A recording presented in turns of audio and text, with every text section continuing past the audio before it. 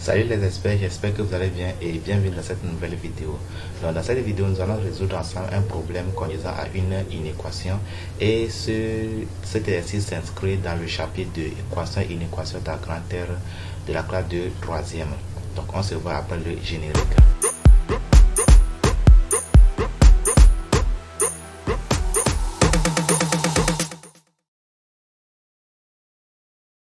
Donc avant de commencer, si vous êtes nouveau sur la chaîne, je vais vous demander de vous abonner, de cliquer sur la cloche de notification afin d'être informé sur toutes les vidéos que nous allons partager avec vous. C'est parti! Donc voici le problème que nous allons résoudre. On dit, l'école Les Experts se propose d'acheter en gros des livres de 6e, 3e pour ses élèves. Le directeur reçoit deux propositions différentes de deux librairies, Bon Prix et Savoir Plus. Leurs propositions sont les suivantes. Librairie Savoir Plus, 5100 francs pour les frais d'expédition des livres, peu importe le nombre, et 2600 francs par livre acheté. Librairie Bon Prix, 2500 francs par livre acheté, les frais d'acheminement étant à la charge du directeur. Par ailleurs, pour transporter les documents, le chauffeur demande une somme de 7000 francs. Le directeur cherche alors à connaître le nombre de livres pour que la proposition de Bon Prix soit plus avantageuse que celle de Savoir Plus. Consigne.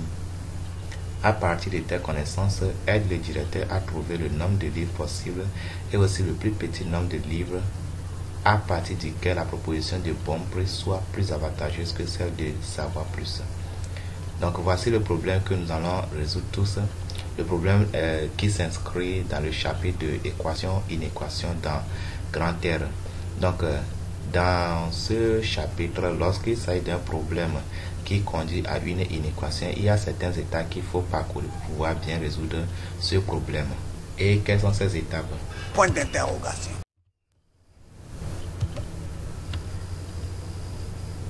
Donc les étapes à parcourir, premièrement, il faut relever les données. C'est-à-dire que après avoir lu l'exercice 2, 3 ou 4 fois pour comprendre, il faut commencer à relever les données. Les données, c'est ce que nous connaissons, c'est ce qu'on nous a donné dans l'exercice. Donc on relève d'abord les données, ensuite les consignes. Les consignes, c'est ce qu'on demande de faire. Donc la première étape, c'est de relever les données et de relever les consignes également. Après avoir fait cette étape, nous passons aux seconde étape qui est le choix de l'inconnu. La troisième étape, c'est la mise en équation ou bien à inéquation. Là, nous traduisons le problème que nous avons en équation mathématique que nous pouvons résoudre dans la quatrième étape qui est la résolution de l'inéquation, c'est-à-dire le problème et l'équation bien l'inéquation que nous avons trouvée dans la troisième partie, nous la résolvons dans la quatrième partie et dans la dernière partie, on fait la vérification puis l'interprétation. La vérification, c'est juste de vérifier si la réponse que nous avons trouvée concorde vraiment avec ce qu'on nous a demandé. Et l'interprétation, c'est aussi la conclusion où on répond maintenant à la question qui est posée dans la consigne. Donc revenons au problème. Donc dans cet exercice, le directeur d'une école veut acheter des livres pour ses élèves de classe de 3e. Donc il reçoit alors deux propositions de deux librairies, Bon Prix et Savoir Plus. Savoir Plus lui dit que quoi?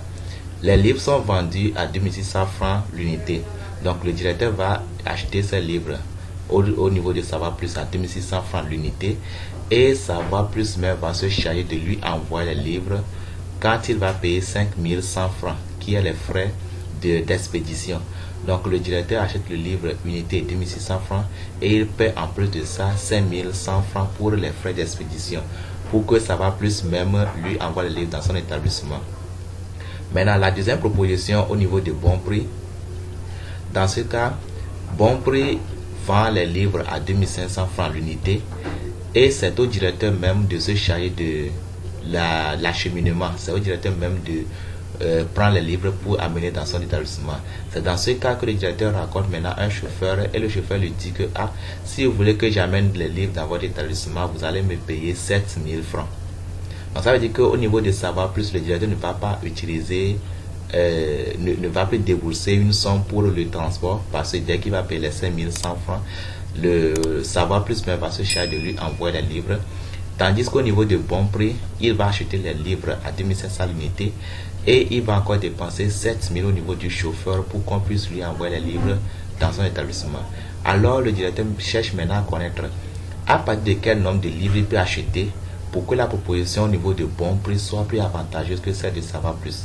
Là, si on parle de proposition plus avantageuse, c'est pour dire que quoi? Le directeur veut débourser moins d'argent au niveau de bon prix par rapport au niveau de Savoir Plus. Donc, par exemple, il veut, par exemple, au niveau de bon prix, s'il dépense 30 000 et au niveau de Savoir Plus, il dépense 35 000, ça veut dire que la proposition de bon prix est avantageuse que celle de Savoir Plus. Mais s'il dépense au niveau de bon prix 38 000 et au niveau de Savoir Plus 30 000, ça veut dire que bon prix n'est pas, la proposition de bon prix n'est pas avantageuse par rapport à Savoir Plus. Donc c'est là qu'il demande à partir de quel nombre de livres il va acheter. Est-ce que c'est 10 livres il va acheter, 20 livres, 30, 40, 50 livres il va acheter pour qu'il va dépenser moins de sommes au niveau de bon prix que par rapport à Savoir Plus. Donc maintenant on demande quoi? On demande maintenant d'aider ce directeur à pouvoir trouver ce nombre de livres là qu'il peut acheter pour que les dépenses au niveau de bon prix soient plus avantageuses que celles de Savoir Plus. À partir de telles connaissances, aide le directeur à trouver le nombre de livres possibles à partir duquel la proposition de bon prix soit plus avantageuse que celle de Savoir Plus. Et ce n'est pas fini. On demande aussi le plus petit nombre de livres qu'il peut acheter, toujours pour que la proposition de bon prix soit plus avantageuse que celle de Savoir Plus. Parce que si par exemple, il peut acheter 10 livres et il trouve l'avantage à ce niveau, ou bien 20 livres, 30, 40, 60, cela veut dire que le plus petit qu'il peut acheter c'est 10 livres. Là, il peut dire que il veut juste acheter le plus petit nombre de livres, ou bien il peut dépasser cela. Donc, il y a deux questions que nous allons répondre dans cet exercice-là. D'abord, trouver le nombre de livres possibles. Là, ce sera sous forme d'intervalle. On va lui dire que à partir de ce nombre jusqu'à ce nombre, voilà, la proposition de bon prix est avantageuse que celle de Savoir Plus. Et nous allons lui dire également le plus petit nombre de livres qu'il peut acheter, toujours pour que la proposition de bon prix soit plus avantageuse que celle de Savoir Plus. Donc passons maintenant à la résolution du problème. Ouais, allez-y, professeur. Solution. Donc comme dit au niveau des étapes à parcourir, nous allons dire qu'après la lecture de l'exercice et qu'on ait cherché à comprendre ce qui se passe dedans, il faut relever les données. Et les données c'est quoi? Les données c'est ce que nous connaissons. Et ici, qu'est-ce que nous connaissons? Point d'interrogation. Donc tout d'abord, nous savons qu'au niveau de Savoir Plus demande au directeur les frais d'expédition que c'est à 5100 francs et qu'il va acheter les livres à 2600 francs l'unité. Donc c'est une donnée, ça, c'est ce que nous connaissons. Maintenant au niveau de bon prix, qu'est-ce que nous connaissons? Bon prix dit que les livres sont achetés à 2500 francs l'unité et que ce n'est pas lui qui va se charger de l'expédition. Là, le directeur même va débourser 7000 pour l'acheminement. Donc ça fait 2600 francs par livre acheté plus 7000 francs de frais d'acheminement. Après les données, nous allons passer au conseil. Les conseils, c'est ce qu'on demande de faire. Donc ici, la première chose qu'on demande, c'est le nombre de livres possibles à partir duquel la proposition de bon prix soit plus avantageuse que celle de Savoir Plus. Et après ça, on demande aussi le plus petit nombre de livres à partir duquel la proposition de bon prix est toujours avantageuse que celle de Savoir Plus. Donc voici nos données et nos consignes. Alors après les données et les consignes, la deuxième étape, l'étape à laquelle on passe maintenant, c'est le choix de l'inconnu. Donc nous allons désigner par X le nombre de livres achetés. Parce que c'est ça que nous cherchons, le nombre de livres.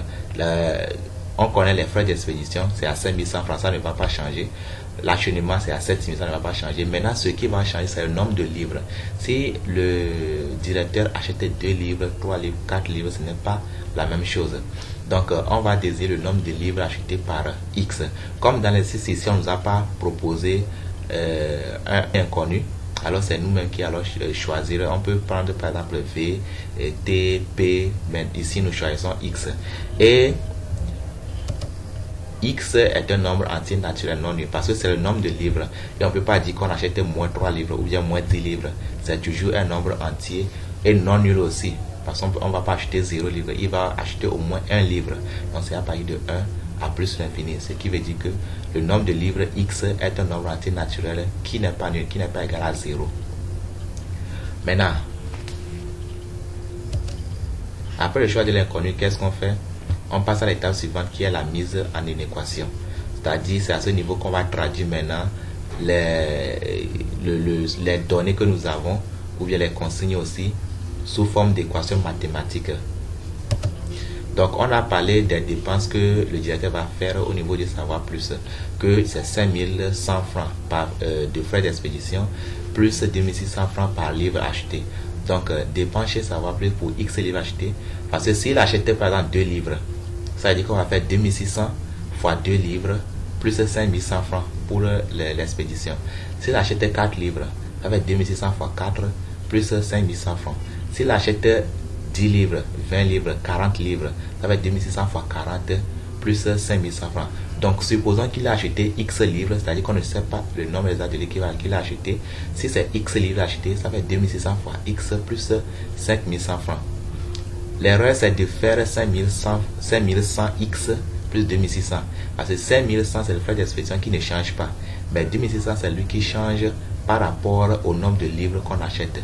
Donc, et dans cet exercice, on peut placer 2600 francs au début pour dire par exemple 2600 francs par livre acheté plus 5100 francs de frais d'expédition. Il faut toujours chercher là où se trouve la variable, là où les données vont varier. Donc ici, c'est au niveau du livre, nombre de livres achetés. Donc 2600x plus 5100.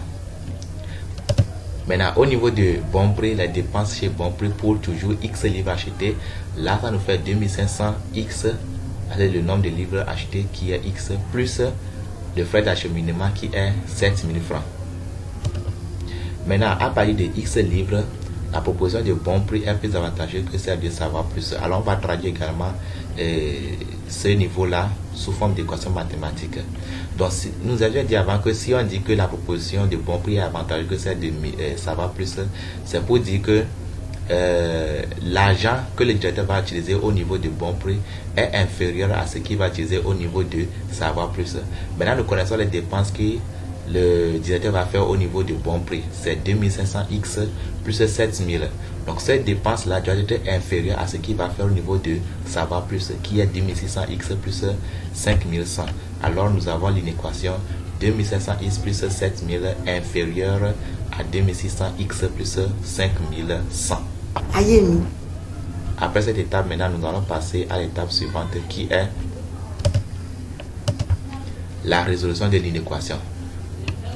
Donc l'inéquation que nous avions trouvée, c'est 2700x plus 7000 inférieur à 2600x plus 5100. Pour résoudre cette inéquation, c'est simple.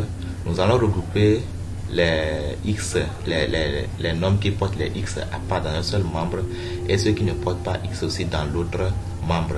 Alors, nous allons déplacer 2600x de la droite vers la gauche. Et durant ce déplacement, comme c'est un nombre positif, ça va devenir un nombre négatif et il va porter le signe moins. Ce qui nous donne 2500x moins 2600x. Et nous avons déplacé également 7000 de la gauche vers la droite, ce qui donne moins 7000 plus 5100. Et si on fait les calculs, 2700x moins 2600x, ça fait moins 100x. Inférieur à moins 7000 plus 5100, ça fait moins 1900. Donc, nous avons moins 100x inférieur à moins 1900. On va multiplier tout par moins 1 pour enlever les moins et nous avons 100x supérieur à 1900. Comme nous avons multiplié par moins, le signe inférieur devient supérieur. Maintenant, on divise tout par 100 pour trouver x. Alors, x est supérieur à 1900 sur 100. Donc, x est supérieur à 19. Ça, c'est la résolution de l'inéquation. X est supérieur à 19, cela veut dire que nous avons l'intervalle ouvert 19 à plus l'infini. Donc, nous allons passer maintenant à la dernière étape qui est la vérification et l'interprétation ou bien la conclusion. Dans la vérification, on va vérifier la réponse qu'on vient de trouver pour voir si vraiment la proposition de bon prix est avantageuse que celle de savoir plus à partir d'un nombre de livres donnés. Et on va conclure ou bien on va interpréter ce qu'on a trouvé. Venez, oh, venez. Donc nous avons trouvé que X est supérieur à 19. Cela veut dire que, par rapport à la réponse que nous venons de trouver, cela veut dire que la proposition de bon prix est avantageuse par rapport à celle de savoir plus à partir de 20 livres. C'est-à-dire au-delà de 19 livres. X est supérieur à 19, ça veut dire que 19 n'est pas dedans. Maintenant, X est supérieur à 19, ça veut dire qu'on peut prendre 20. Parce qu'on a dit que X est un nombre entier naturel. Ce n'est pas un nombre à virgule, on va dire on prend 19,1 livres. C'est pas possible. Donc pour dire que la proposition de bon prix est plus avantageuse que celle de savoir plus, il faut prendre un nombre qui est au-dessus de 19. Alors nous allons prendre 20. Nous allons dire par exemple que le directeur a acheté 20 livres et on va vérifier. Au niveau de bon prix, cela nous fait 2700x plus 7000. Donc ça veut dire qu'on a 2700 fois 20 livres achetés plus 7000 pour le déplacement, ce qui fait 57 000. Au niveau de savoir plus, nous avons 2600x plus 5100, ce qui est égal à 2600 fois 20 plus 5100 qui fait 57 100 francs. Donc on remarque que donc on remarque que les dépenses qui seront effectuées au niveau de bon prix pour 20 livres achetés, c'est 57 000. Au niveau de savoir plus, c'est 57 100. Donc si on veut comparer, on a 57 000 qui est inférieur à 57 100 francs. Donc on peut conclure que pour 20 livres achetés, la proposition de bon prix est avantageuse que celle de savoir plus. L'argent que le directeur va dépenser pour 20 livres achetés est inférieur à ce qu'il va dépenser au niveau de savoir plus. En conclusion, on peut dire que la proposition de bon prix est plus avantageuse que celle de savoir plus à partir de 20 livres. Donc, lorsqu'on a 20 livres, 21, 22, 23, 24, 30, 40, 100, 200, jusqu'à plus l'infini, la proposition de bon prix est avantageuse que celle de savoir plus. Mais si nous prenons en bas de 20, par exemple 19, 18, 17, jusqu'à 1, la proposition de bon prix n'est plus avantageuse. L'argent qu'on va dépasser là-bas sera supérieur à l'argent qu'on va dépasser au niveau de savoir plus. Ou bien on peut reformuler aussi en disant la proposition de bon prix est plus avantageuse que celle de savoir plus pour plus de 19 livres. Donc là il faut bien faire la nuance. Pour plus de 19, cela veut dire que 19 n'est pas dedans. C'est au-delà de 19 livres, c'est-à-dire 20 jusqu'à plus l'infini. Donc on ne peut plus dire là-bas pour plus de 20 livres. Parce que si on dit la proposition de bon prix est avantageuse que celle de savoir plus pour plus de 20 livres, c'est comme on dit que 20 n'est pas dedans. Or, déjà à 20 livres, le directeur a déjà un bénéfice. Il a déjà un avantage à ce niveau-là. Donc, pour plus de 19 livres, la proposition de bon prix est avantageuse que celle de savoir plus. Et à partir de 20 livres, là on ne peut plus dire à partir de 19 livres. Parce que si on prend 19, on va trouver la même somme. Et ça n'avantage pas le directeur. Il veut savoir là où c'est avantageux. Donc on ne peut pas dire à partir de 19 livres. On va plutôt dire à partir de 20 livres. La proposition de bon prix est plus avantageuse que celle de savoir plus. Rappelez-vous que la consigne nous a demandé de faire deux choses. Donc c'est la première chose qu'on vient de faire. Maintenant on va répondre aussi à la deuxième question. C'est au niveau de l'interprétation qu'on répond aux questions posées. Donc la première question c'est de savoir le nombre de livres possibles. C'est ça qu'on vient de répondre. Maintenant la deuxième question qu'on demande c'est le plus petit nombre de livres à partir duquel la proposition de bon prix est plus avantageuse que celle de savoir plus. Donc ici on demande un nombre exact. Ce n'est plus un intervalle qu'on demande. Ce qu'on nous avait demandé avant c'est un intervalle. Car on peut dire ça fait intervalle fermé 20 à plus l'infini ou bien intervalle ouvert 19 à plus l'infini. Mais maintenant dans la deuxième question-ci, on demande un nombre exact. Donc on va dire le plus petit nombre de livres à partir duquel la proposition de bon prix est plus avantageuse que celle de savoir plus est 20. C'est-à-dire 20 livres. Donc déjà à partir de 20 livres, le directeur va avoir son bénéfice. Donc le plus petit nombre là, c'est ce qui est 20 livres. Donc dans un exercice pareil, on peut demander juste le plus petit nombre de livres qu'il peut acheter, ou bien on peut demander juste l'intervalle. La réponse qu'on vient de trouver détaille ça sous forme d'intervalle.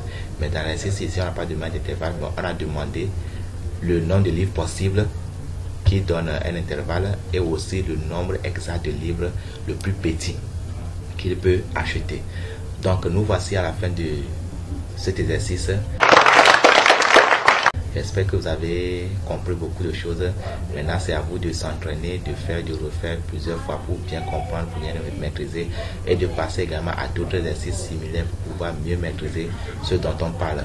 Merci beaucoup. Donc, je vais vous demander de liker, de commenter, de s'abonner, de cliquer sur la cloche de notification et de partager également avec les amis. Sur ce, on se dit à très bientôt.